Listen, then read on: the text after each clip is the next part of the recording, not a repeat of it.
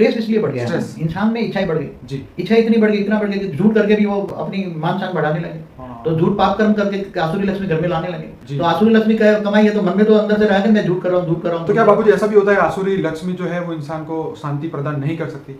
आसुरी लक्ष्मी सुख नहीं देती, दैवी लक्ष्मी सुख देती है। ओके। लक्ष्मी के 8 प्रकार है। जो दैवी लक्ष्मी है, जो मेहनत से पसीने से कमाई हो, भले थोड़ी हो, कम हो, जी। सिर्फ दाल रोटी मिले, जी जी इसलिए कहते हैं दाल रोटी खाओ प्रभु के गुण गाओ।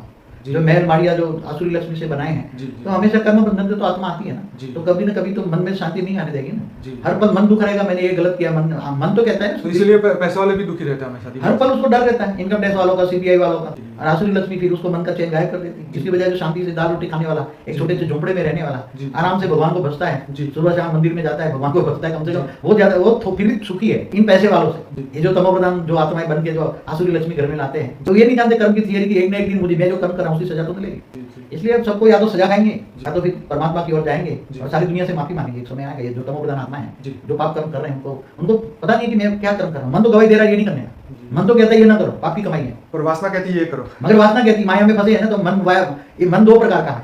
मन कभी कहता है कि तुम ये काम ना करो, मगर वासना रूपी मन कहता है तुम ये पाप की कमाई लाओ और मान शान करो, मान शान कमाओ। तो आजकल जो 2 नंबर वाले कमाई कर रहे हैं आसुरी लक्ष्मी, 10% धर्मस्थानों में दे दो। इसलिए तो धर्मस्थान इतने बढ़ते जा रहे हैं, रोज नया मंदिर, रोज नया पावर। जो धर्मस्थान आज बन रहे हैं वो सब आसुरी लक्ष्मी से बन रहे हैं, इसलिए धर्मस्थानों में भी शांति नहीं है।